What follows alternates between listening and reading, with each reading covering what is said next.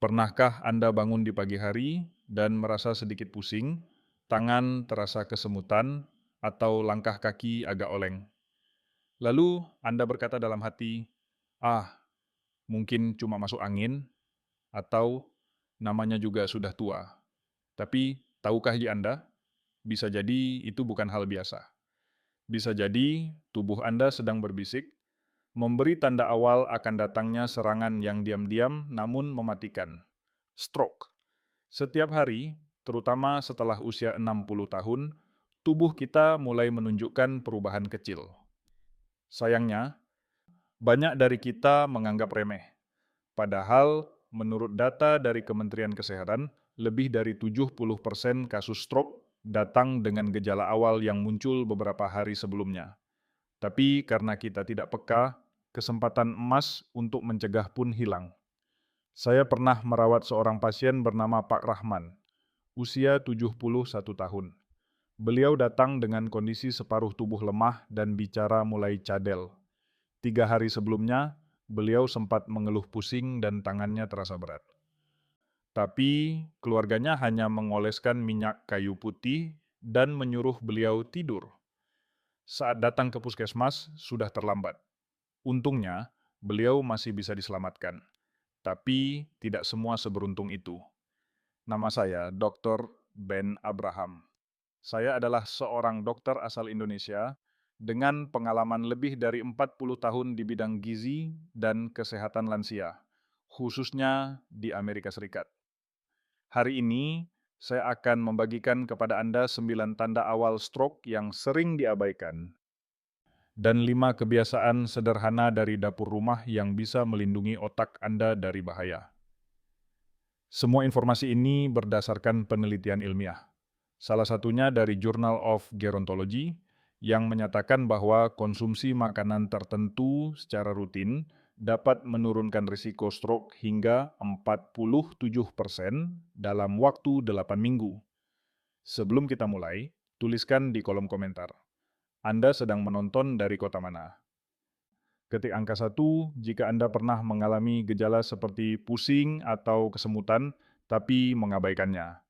Dan jangan lupa tekan tombol subscribe serta aktifkan loncengnya agar tidak ketinggalan informasi penting berikutnya. Apa itu stroke dan bagaimana cara kerjanya dalam tubuh kita?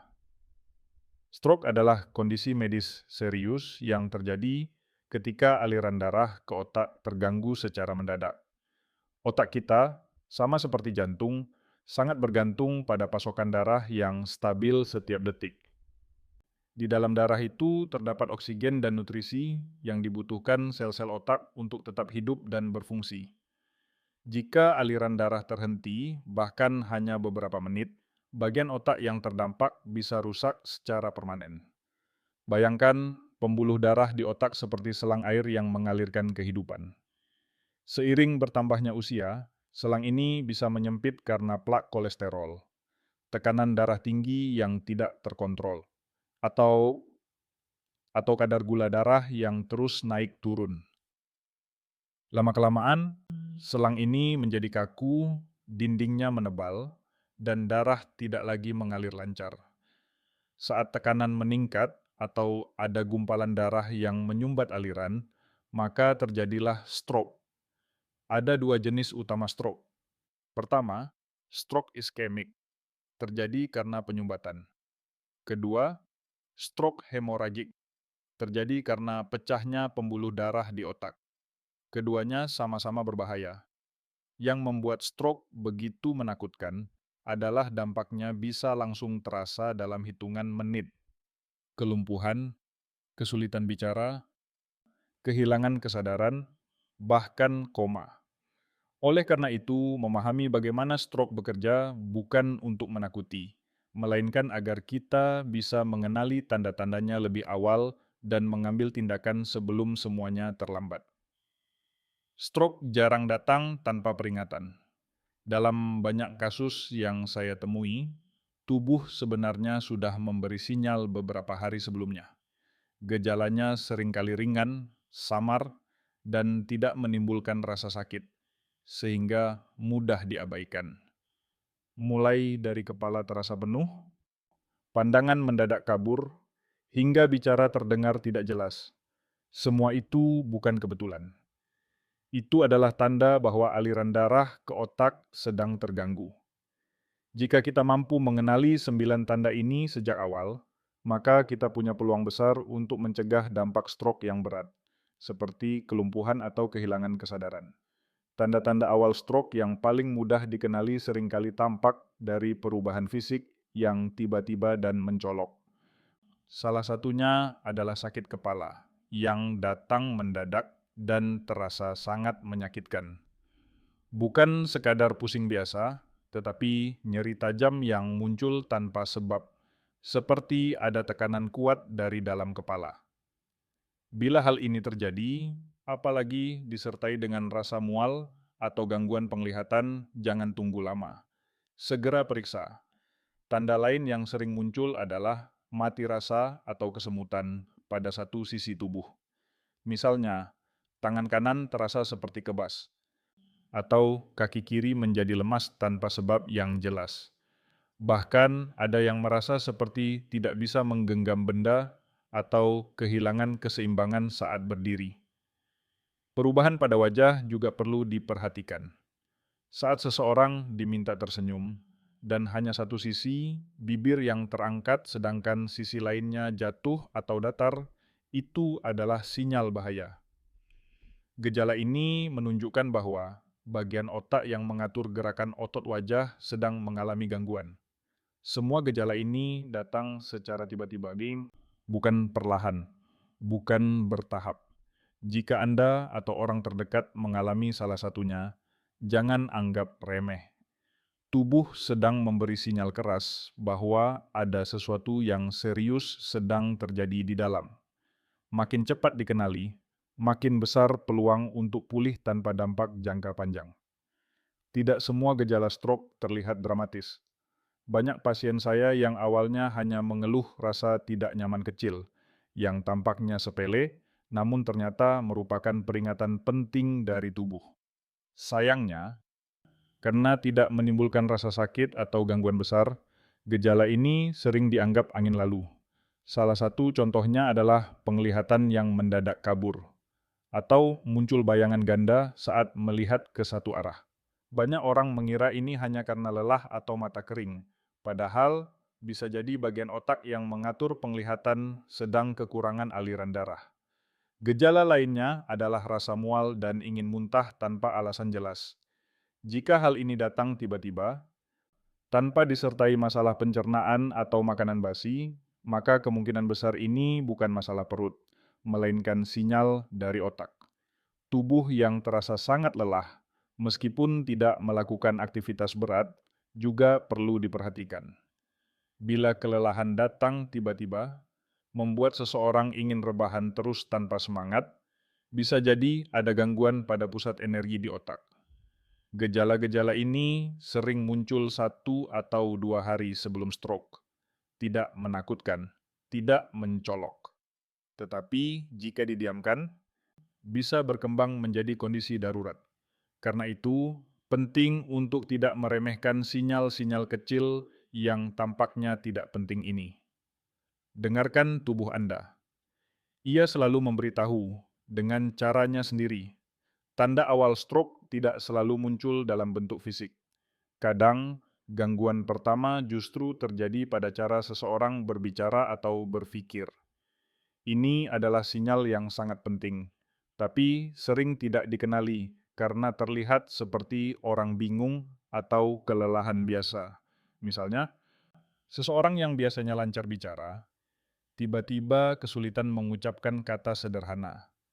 Kata-kata terdengar campur aduk, tidak jelas, atau malah tidak keluar sama sekali. Ada juga yang bibirnya bergerak, tetapi tidak mampu menyampaikan kalimat yang dimaksud. Hal ini sering disangka bercanda atau gugup, padahal sebenarnya pusat bahasa di otak sedang terganggu. Selain itu, ada pula gejala seperti kebingungan ringan. Seseorang tampak linglung, tidak tahu sedang berada di mana, atau kesulitan memahami percakapan. Bahkan hal-hal sederhana seperti menyebut nama anak atau menjawab pertanyaan ringan bisa terasa sangat sulit. Dalam beberapa kasus, pasien saya tampak seperti melamun panjang, tidak fokus, dan sulit diajak bicara meskipun matanya terbuka. Ini bukan karena kurang tidur, melainkan bisa jadi aliran darah ke bagian otak yang mengatur konsentrasi sedang tersendat. Bila gejala ini muncul secara tiba-tiba, apalagi disertai tanda fisik lain, jangan tunda. Ini bukan sekadar pelupa biasa. Ini bisa jadi bisikan pertama dari bahaya yang lebih besar. Stroke yang akan datang jika tidak dicegah sejak dini. Salah satu hambatan terbesar dalam pencegahan stroke adalah anggapan keliru yang sudah melekat kuat di kalangan lansia. Saya sering menemui pasien yang sudah menunjukkan tanda-tanda awal, namun memilih menunda berobat karena merasa gejala yang muncul adalah hal biasa. Ketika merasa pusing, banyak yang langsung menganggap itu hanya masuk angin. Saat tangan terasa kesemutan, mereka hanya mengoleskan minyak gosok atau mengikat kain di lengan. Bahkan ketika bicara mulai cadel atau wajah terlihat tidak simetris, sebagian lansia masih bisa tersenyum sambil berkata, "Nanti juga hilang sendiri." Ada pula yang terlalu bergantung pada ramuan tradisional, tanpa mengevaluasi apakah kondisinya memerlukan pemeriksaan medis. Padahal, stroke tidak bisa dicegah hanya dengan jamu atau pijat refleksi. Ia butuh perhatian lebih dini dan pemahaman yang benar. Sikap menunda, merasa tidak ingin merepotkan anak-anak, atau berpikir bahwa saya sudah tua, wajar kalau begini, justru menjadi jalan masuk bagi kondisi darurat yang seharusnya bisa dicegah. Ingat, tubuh tidak pernah berbohong. Ketika ada perubahan mendadak, itu bukan karena usia saja. Itu adalah tanda bahwa tubuh sedang berjuang dan membutuhkan bantuan. Jika kita mengabaikannya, waktu yang seharusnya digunakan untuk mencegah justru terbuang, dan risiko kerusakan permanen semakin besar. Maka, mulai sekarang, ubahlah pola pikir. Jangan tunggu parah. Jangan menunda ke puskesmas. Lebih baik bertindak lebih awal daripada menyesal kemudian. Saya ingin menceritakan pengalaman saya bersama seorang pasien bernama Pak Rahman. Beliau adalah seorang pensiunan guru sekolah dasar, tinggal bersama istri dan cucu-cucunya di pinggiran kota. Usianya saat itu 71 tahun. Tubuhnya tidak terlalu tinggi, tetapi semangatnya selalu terlihat kuat. Beliau masih aktif menyapu halaman setiap pagi dan sering duduk membaca koran di teras rumah. Pada suatu pagi di awal musim hujan, Pak Rahman merasa kepalanya berat.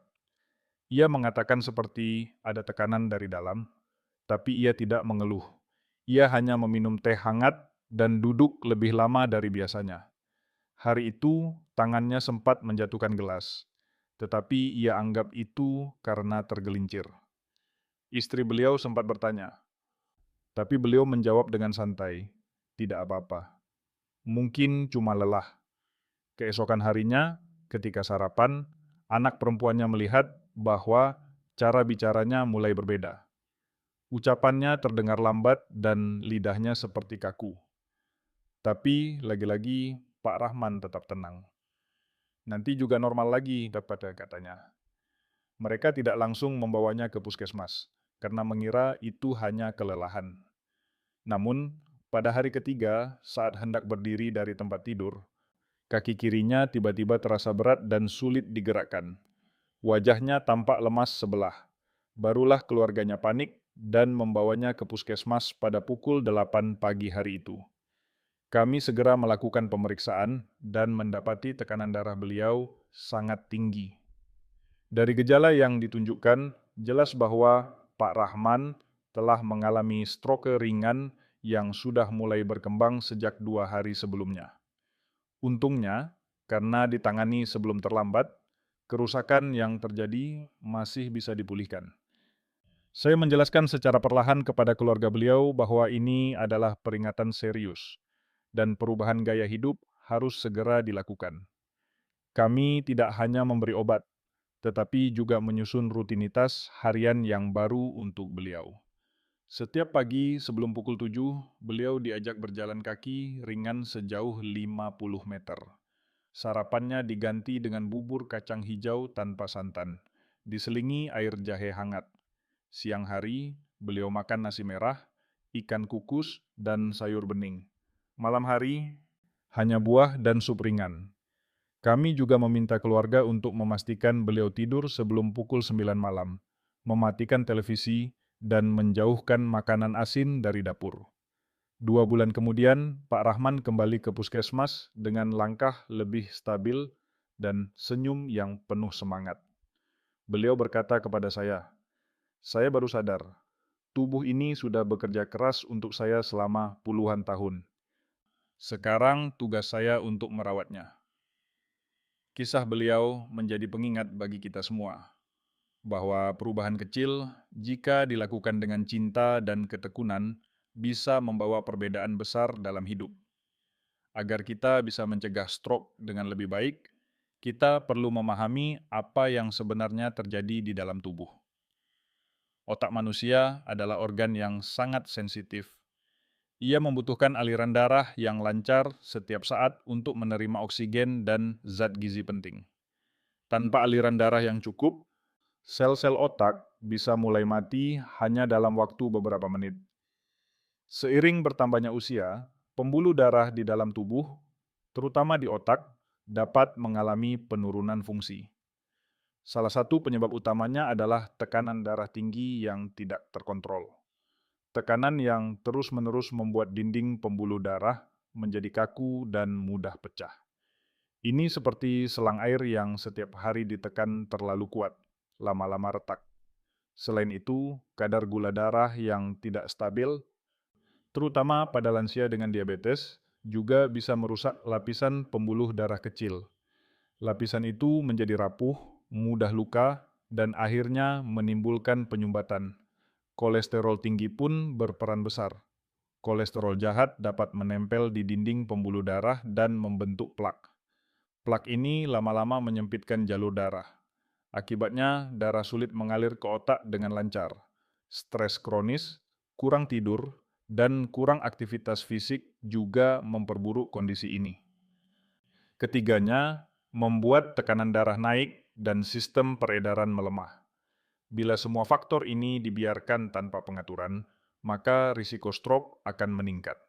Maka, menjaga tekanan darah, kadar gula, dan kolesterol dalam batas aman bukan hanya saran medis, tetapi kunci utama untuk melindungi otak kita dari kerusakan serius. Mencegah stroke bukanlah perkara sulit. Banyak orang berpikir bahwa perlindungan terhadap stroke harus melalui obat mahal atau terapi rumit. Padahal, langkah pertama yang paling efektif justru dimulai dari rumah, dari dapur, tempat tidur, dan halaman rumah Anda sendiri. Berikut adalah 5 kebiasaan sederhana yang saya anjurkan kepada setiap pasien lansia saya, dan terbukti memberi perubahan besar dalam menjaga kesehatan otak serta pembuluh darah. Pertama, mulailah dari pola makan yang bersahabat dengan otak. Konsumsi sayuran hijau seperti bayam, kangkung, dan daun kelor yang kaya magnesium dan folat. Tambahkan ikan kukus 2-3 kali seminggu sebagai sumber protein dan lemak baik. Hindari makanan kalengan, mie instan, serta gorengan berlebihan. Gunakan bawang putih segar dan jahe dalam masakan. Keduanya membantu memperlancar sirkulasi darah dan mencegah penggumpalan. Kedua, cukupi kebutuhan air putih setiap hari. Banyak lansia lupa minum karena tidak merasa haus. Padahal, kekurangan cairan bisa membuat darah menjadi lebih kental dan memperlambat aliran ke otak. Letakkan botol air di meja, dekat tempat tidur, dan pastikan minum minimal 6 hingga 8 gelas sehari. Ketiga, lakukan gerakan ringan setiap pagi. Tidak perlu olahraga berat. Jalan kaki santai selama 15 menit di sekitar rumah. Peregangan tangan dan leher atau menyapu halaman sudah sangat bermanfaat. Gerakan ringan ini membantu menjaga kelenturan pembuluh darah dan menurunkan tekanan darah secara alami. Keempat, tidur cukup, dan berkualitas. Tubuh butuh istirahat untuk memperbaiki sel dan menstabilkan tekanan darah. Tidurlah sebelum pukul 9 malam dan hindari konsumsi teh atau kopi setelah pukul 5 sore. Jika sulit tidur, dengarkan musik lembut atau hirup aroma minyak esensial seperti lavender agar pikiran lebih tenang. Kelima, jaga suasana hati dan pikiran tetap sehat. Stres adalah musuh diam-diam bagi pembuluh darah.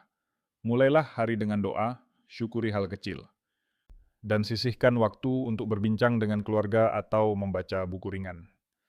Lansia yang aktif secara sosial dan emosional cenderung memiliki kesehatan jantung dan otak yang lebih baik. 5 kebiasaan ini mungkin terdengar sederhana, tapi jika dilakukan secara konsisten dan penuh kesadaran, maka dampaknya bisa luar biasa. Tidak ada kata terlambat untuk memulai. Tubuh kita sudah bekerja tanpa henti selama puluhan tahun. Sekarang waktunya kita memberikan perhatian terbaik kepadanya. Mulailah hari ini, dari langkah kecil dengan hati besar. Sebagai seorang dokter yang telah lebih dari 40 tahun mendampingi para lansia, saya belajar satu hal penting. Tubuh tidak pernah diam. Ia selalu berbicara, kadang berbisik, kadang berteriak, tapi seringkali kitalah yang tidak mendengarkan.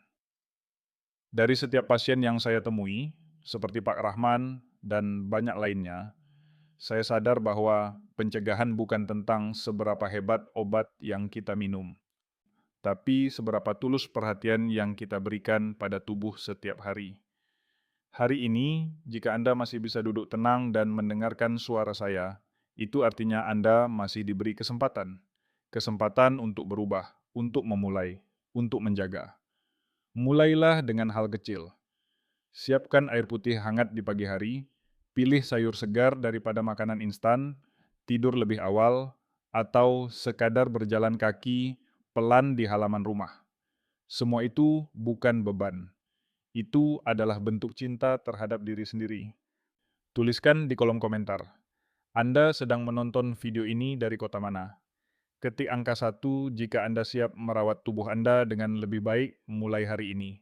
Bagikan video ini kepada keluarga atau teman yang Anda sayangi, karena bisa jadi, dengan satu langkah kecil, Anda telah menyelamatkan satu nyawa.